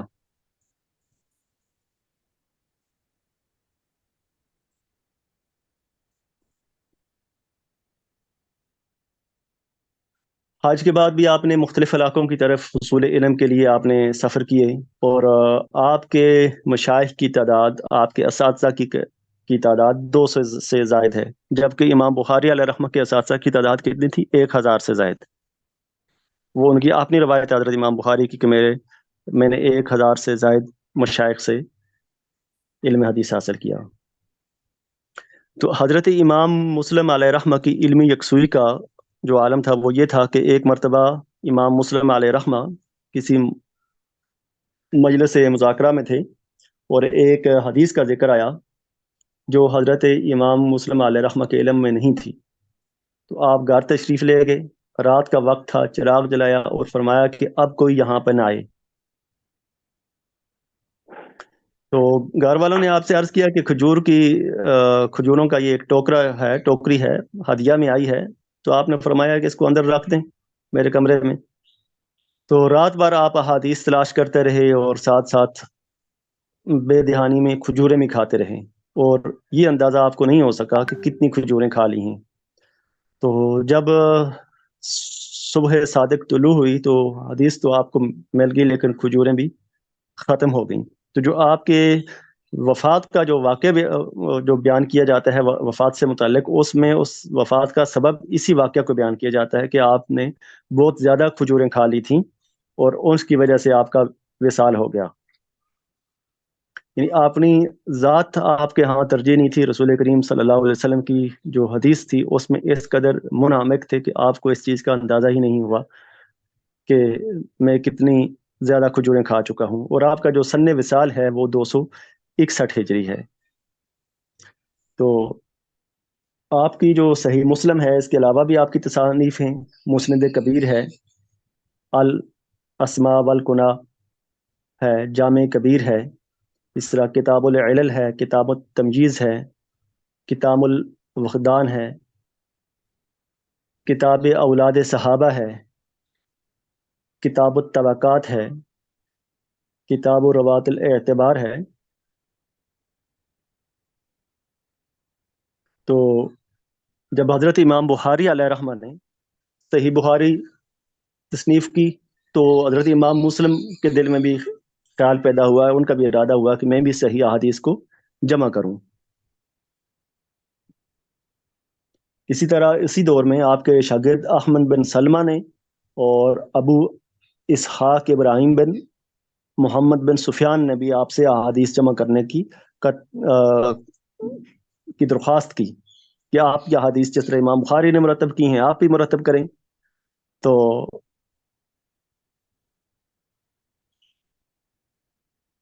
دوسرا حالات کا بھی تقاضا تھا کہ اس دور میں احادیث کو گھڑنے کا رواج بھی بہت زیادہ زور پکڑ چکا تھا اور لوگ جھوٹی احادیث بنا بنا کر رسول کریم صلی اللہ علیہ وسلم کی طرف منسوب کرتے تھے۔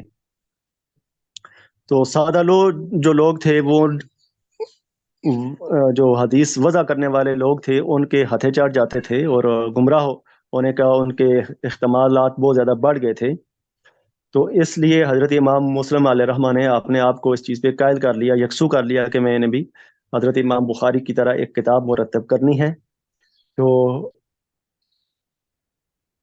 آپ کے پاس 3 لاکھ احادیث کا مجموعہ تھا جس میں سے آپ نے اس کتاب کو مرتب کیا، اور اس کتاب کی جو صحیح روایات ہیں ان کی تعداد 4000 ہے۔ آپ نے احادیث کی جانچ پرکھ کے لیے صرف اپنی رائے پہ انحصار نہیں کیا بلکہ آپ نے اس چیز کا اہتمام کرنے کی کوشش کی، اور وہ احتیاط کے پیش نظر تھا یہ اہتمام کہ صرف ان روایات کو نقل کیا جائے جن پر اس وقت کی مشائخ کا اتفاق ہو چکا تھا کہ یہ روایات صحیح ہیں۔ اور حضرت امام مسلم علیہ رحمہ نے اس کتاب کی تالیف تصنیف میں 15 سال کا عرصہ صرف کیا،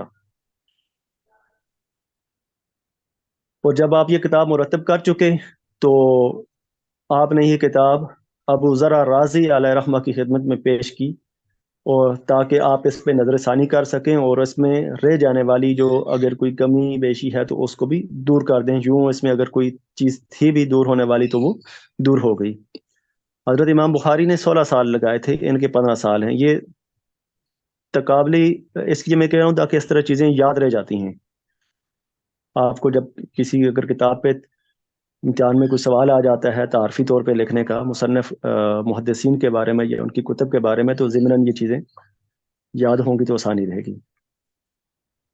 صحیح مسلم کی جو خصوصیات ہیں ان میں سے ایک یہ ہے کہ اس کتاب سے استفادہ جو ہے وہ بہت آسان ہے۔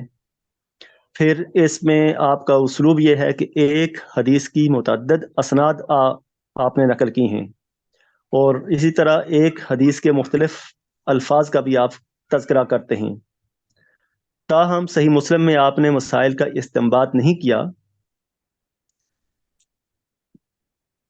تو یہی وجہ ہے کہ اس میں موقوف روایات اور تعلیقات بہت کم ہیں۔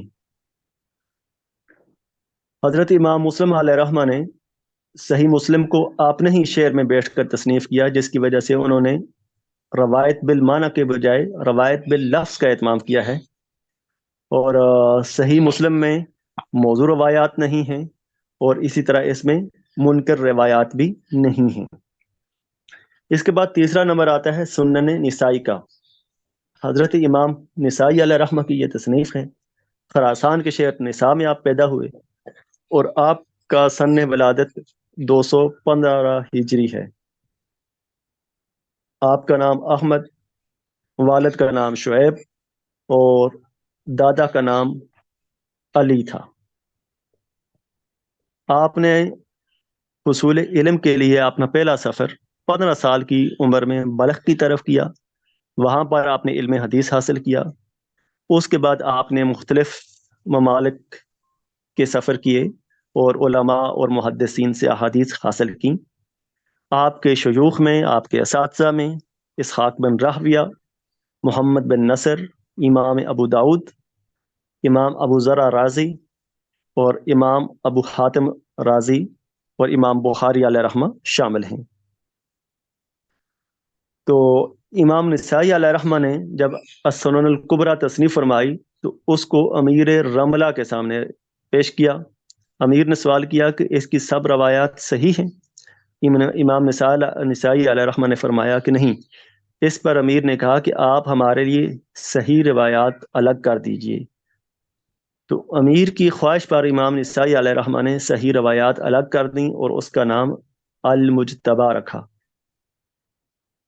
اور المجتبی ہی کا دوسرا نام سنن نسائی ہے۔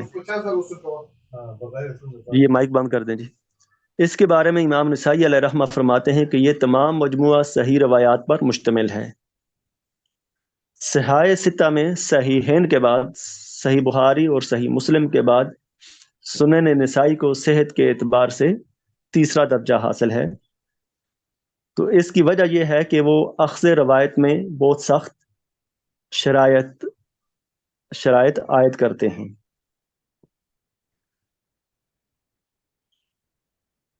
اس کی ایک خصوصیت تو یہ ہے کہ انہوں نے صحیح بخاری اور صحیح مسلم کے طرق کو جمع کرنے کی کوشش کی ہے کتاب میں۔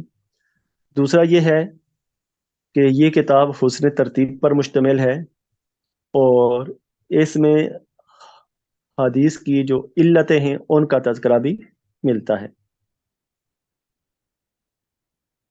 سنن نسائی یا المجتبی کے علاوہ، جیسے اس سے پہلے جو آپ نے کتاب مرتب کی تھی اس کا تذکرہ ہوا السنن الکبریٰ، اس کے علاوہ بھی آپ کی کتابیں ہیں خصائص علی، مسند علی، مسند مالک، کتاب المدلسین، کتاب الضعفاء، مناسک حج، کتاب الاخوہ، اور اسماء الروات، الجرح والتعدیل۔ آپ پہ ایک الزام جو ہے وہ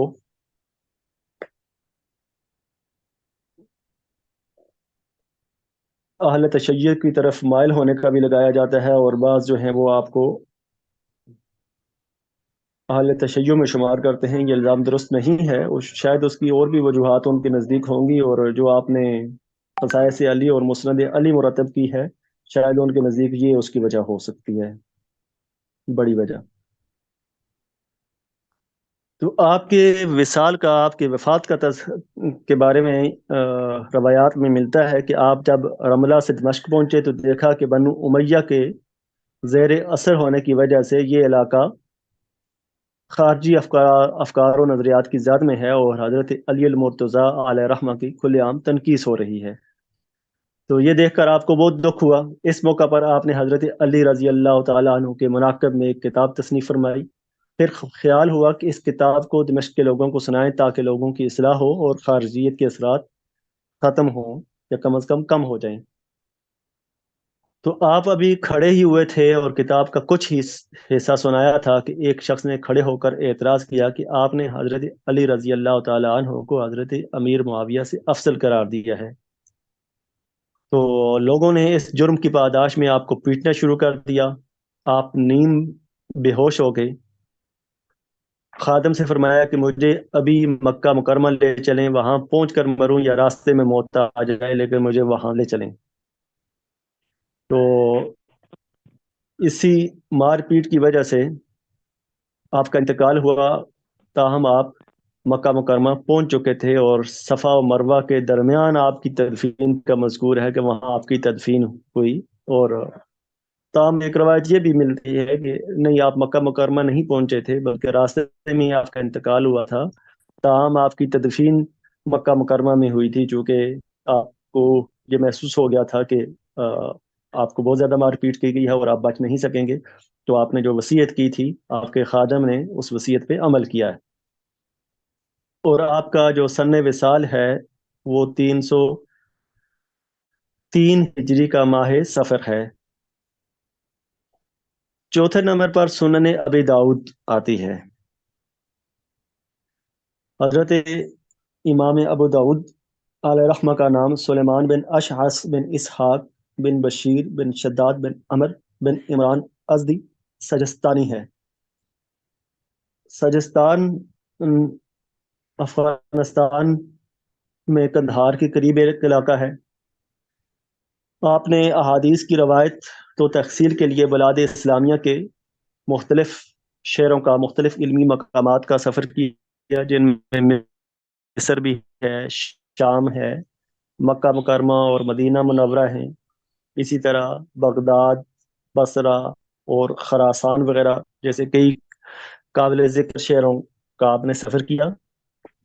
اور ان میں سے بغداد، نیشاپور وغیرہ تو آپ متعدد بار تشریف لے گئے۔ آپ نے جن عامہ سے علم حدیث حاصل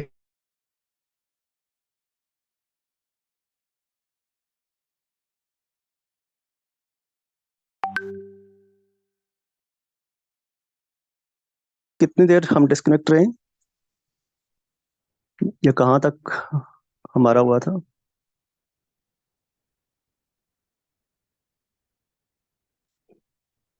ابھی سر سنن ابو داؤد کو ہم نے شروع کیا تھا۔ اچھا، شروع کیا تھا ابھی، یعنی وہ دہرانے والا ہے سارا۔ میں تو امام ترمذی تقریباً 10 منٹ ہو گئے یا زیادہ؟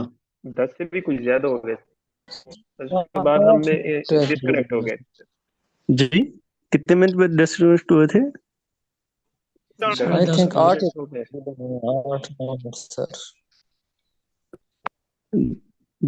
جی کوئی ایک بتا دے، سمجھ نہیں آئی مجھے۔ 10:30 بجے سر۔ اچھا 10:30 بجے، زیادہ ٹائم ہوا، ٹھیک ہے میں اس کو دہرا دیتا ہوں۔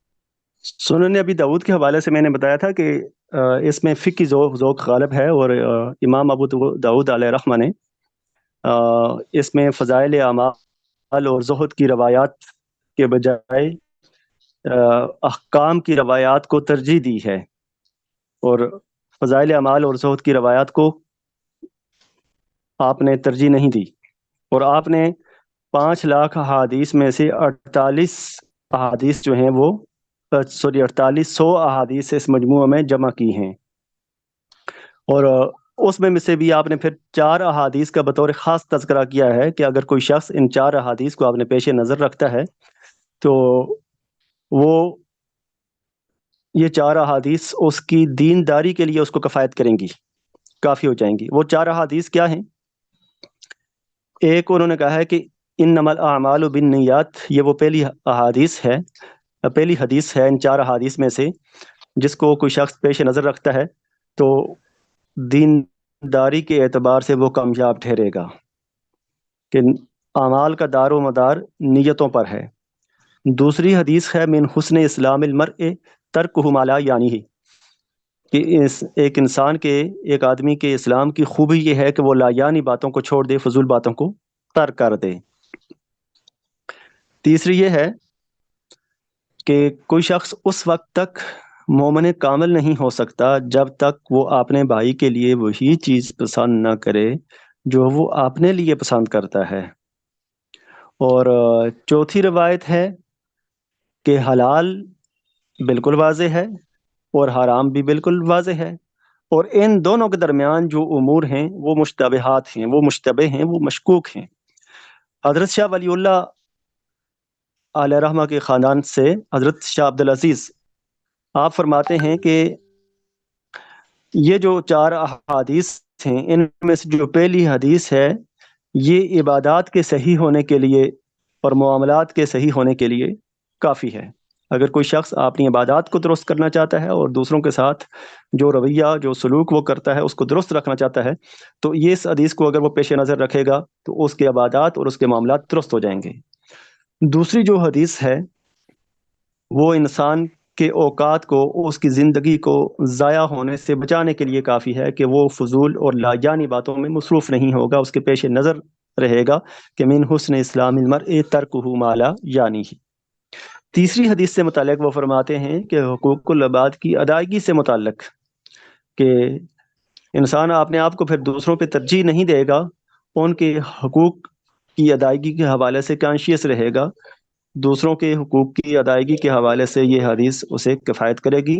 اور چوتھی حدیث جو ہے وہ مشتبہ اور مشکوک کاموں سے اسے بچانے کے لیے کافی ہے، بالخصوص آج کے دور میں تمام حدیث ہی ہر دور میں جو ہیں وہ ریلیونٹ ہیں اور انسان کے دین و ایمان کے لیے ضروری ہیں کو بچانے کے لیے، لیکن آج کے دور میں یہ جو مشکوک کا پہلو ہے، چونکہ سائنس، ٹیکنالوجی اور اختراعات و ایجادات کا ایک فعل رواں ہے جس کا ہمیں اور ہماری آنے والی نسلوں کو سامنا ہے، تو اس میں بہت ساری چیزیں ایسی ہوتی ہیں جن کے حوالے سے عامت المسلمین کے لیے احکام واضح نہیں ہوتے، اہل علم کے لیے تو ہوتے ہیں، تو ان کے لیے اگر وہ ان کو ہم اپنے بچوں کو، اپنے مقتدیوں کو، اپنے شاگردوں کو اس حد تک ہی سکھا دیں کہ وہ اس چیز کو پیش نظر رکھیں، حلال اور حرام کے درمیان جو چیزیں ہیں وہ مشتبہ ہیں، تو وہ ان سے بچ سکتے ہیں اور اپنے ایمان کو ضائع ہونے سے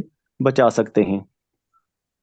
تو امام ابو داؤد کا جو وصال ہے وہ 275 ہجری میں جمعہ کے دن 16 شوال کو 73 برس کی عمر میں ہوا۔ سیدی بہت معذرت خواہ ہوں، دوران گفتگو تکلم کر رہا ہوں، یہ اسائن کر دیجیے ریکارڈنگ کے لیے۔ اوہو، جی آپ پہلے بول دینا تھا آپ نے، جی ہو گئی۔ Recording in progress.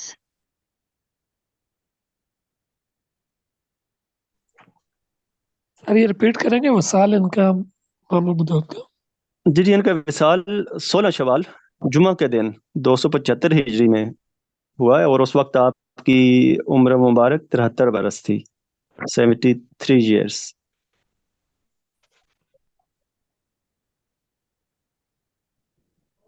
پھر سنت ترمذی کا ٹائم بھی ہمارے پاس بالکل تھوڑا سا رہتا ہے، ہم اس کو جلدی سے کر لیتے ہیں تھوڑا تھوڑا۔ تو آپ کا نام محمد بن عیسیٰ بن سورہ بن موسیٰ بن سحاق تھا، اور آپ کی کنیت ابو موسیٰ ہے۔ تو محدثین جب ابو موسیٰ کے نام کے ساتھ تذکرہ کرتے ہیں تو گویا وہ حضرت امام ترمذی کا تذکرہ کر رہے ہوتے ہیں۔ آپ کے والد کا نام بھی عیسیٰ تھا اور آپ کے بیٹے کا نام بھی عیسیٰ تھا، جس کی وجہ سے آپ کی کنیت ابو عیسیٰ ہے۔ 209 ہجری میں آپ پیدا ہوئے، اور آپ کے جو آباء و اجداد تھے وہ مرف کے علاقہ کے رہنے والے تھے۔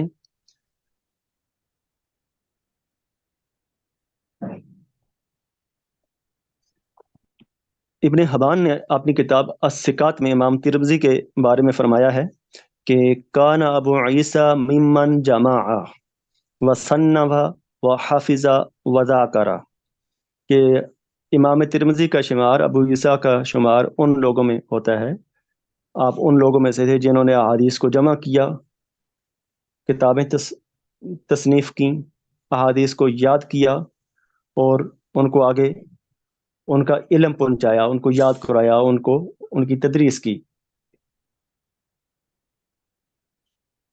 اور ابو سعد الادریسی کہتے ہیں کہ حافظہ میں، حفظ کرنے میں، یاد رکھنے میں امام ترمذی کا جو حافظہ ہے وہ ضرب المثل تھا، اس کی مثال دی جاتی تھی۔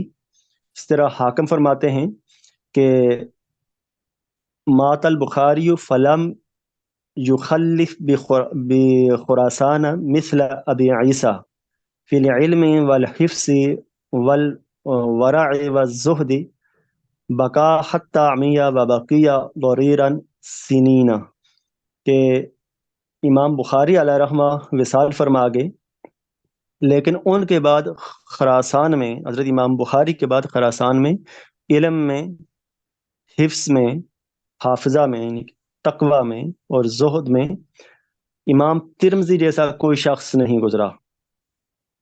زہد و تقوی میں اس قدر زیادہ تھا کہ آپ اللہ تعالیٰ کے خوف سے اور آخرت کے خوف سے اس قدر روئے کہ نابینا ہو گئی، اور آپ نے زندگی کے کئی سال بغیر بینائی کے گزارے۔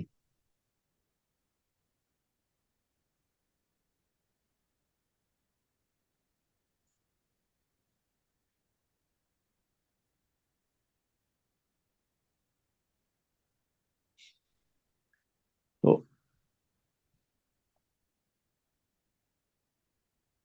ابو سعد الادریسی امام ترمذی کے بارے میں ایک واقعہ نقل کرتے ہیں کہ امام ترمذی فرماتے ہیں کہ میں مکہ مکرمہ کے قریب جا رہا تھا، وہاں مجھے ایک محدث ملے، میں نے ان کی حدیث 2 اوراق پر لکھی ہوئی تھی، میں نے کہا کہ اچھا موقع ہے میں ان سے بالمشافہ احادیث سن لوں، اور میرا گمان تھا کہ وہ اوراق میرے پاس ہیں۔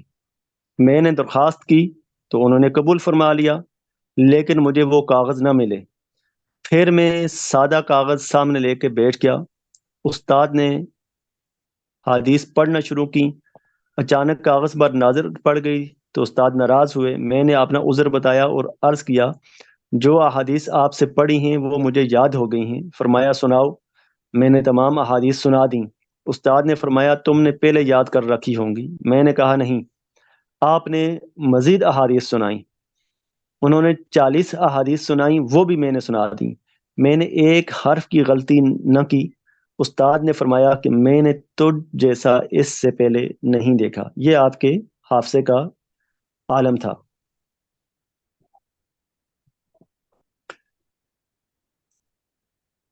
دو روایات کے بارے میں امام ترمذی فرماتے ہیں کہ امام بخاری نے مجھ سے یہ حدیث سنی ہے۔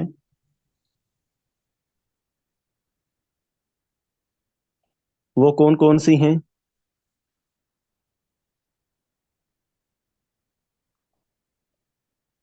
ما قطعتم من لینۃ او ترکتموها قائمۃ علی اصولها، اور دوسری ہے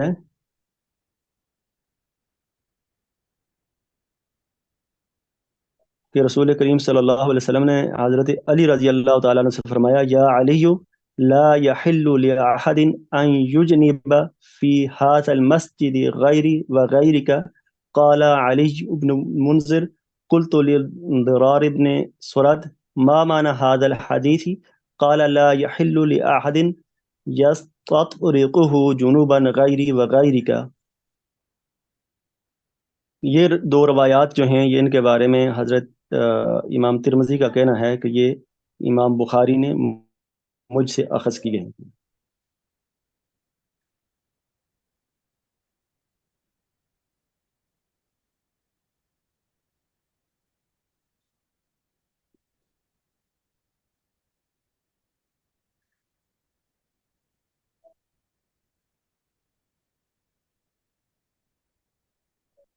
اللہ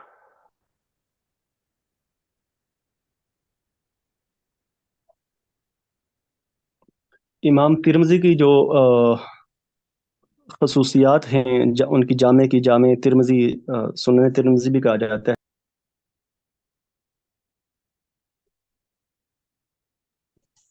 جامع بھی ہے اور سنن بھی ہے.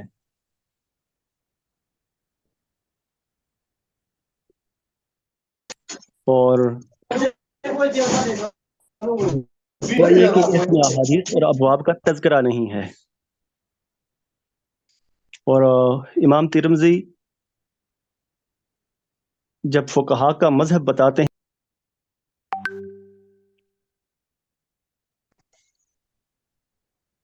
اور فقہا کا جو استدلال ہوتا ہے اس کو بیان کرنے کے لیے عموماً ہر قول کے لیے ایک علیحدہ باب قائم کرتے ہیں.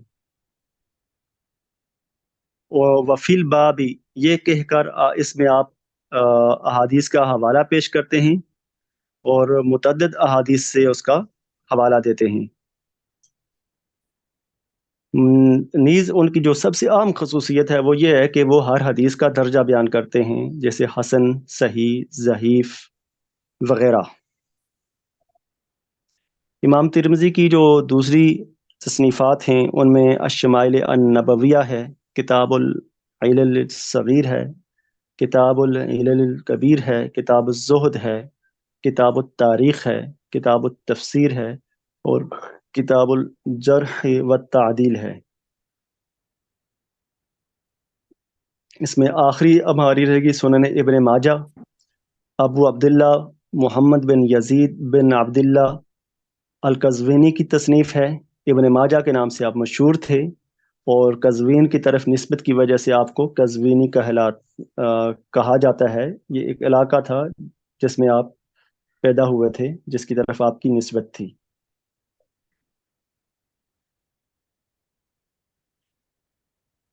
تو آپ کا جو مجموعہ حدیث ہے سنن ابن ماجہ اسے کہا جاتا ہے. تو اس کی خصوصیت یہ ہے کہ آپ نے اس میں اختصار کو ملحوظ خاطر رکھا ہے اور بکثرت ابواب بندی کی ہے، اور ابواب بندی کی کثرت کے باوجود احادیث کا تکرار جو ہے وہ بہت کم ہے، گویا کہ تکرار ہے ہی نہیں ہے. ایک یہ کہ اس میں چونکہ آپ کا دور کافی بعد کا ہے، اس کے باوجود اس میں 5 احادیث ایسی ہیں جو ثلاثی ہیں، یعنی جن میں امام ماجہ کے درمیان اور رسول کریم صلی اللہ علیہ وسلم کے درمیان 3 واسطوں سے روایت پہنچتی ہے، لیکن محدثین نے ان 5 روایات کو ضعیف قرار دیا ہے. تو آپ نے اپنی کتاب میں اتباع سنت، عقیدہ اور روایت حدیث میں ثقہ راویوں پہ اعتماد، فضائل صحابہ، اہل بدعت کے امور کا رد کرنا، اسی طرح کتاب الفتن اور کتاب الزہد سے متعلق احادیث کو جمع کیا ہے، ان کا تذکرہ کیا ہے. آپ کے مجموعے میں 1339 احادیث زوائد کے نام سے جانی جاتی ہیں، جن کو روایت کرنے میں امام ابن ماجہ منفرد ہیں، اور یعنی صحائف ستہ میں سے کسی دوسری کتاب میں یہ روایات نہیں ملتی. 1339 ان کو زوائد کا نام دیا جاتا ہے.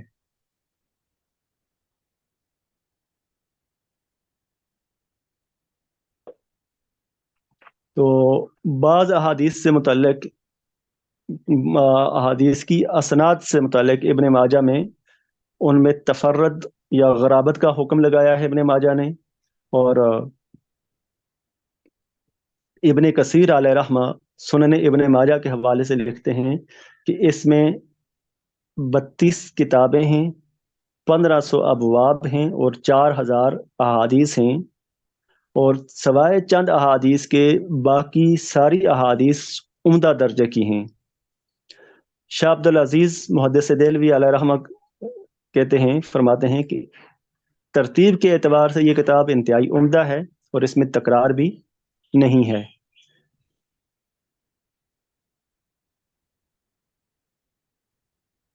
صحت کے اعتبار سے ابن ماجہ کا درجہ اگرچہ سنن نسائی سے کم ہے اور صحائف ستہ کے آخری کتاب یہ شمار ہوتی ہے، لیکن محدثین کی طرف سے اس کو جو قبولیت حاصل ہوئی وہ بے پناہ ہے۔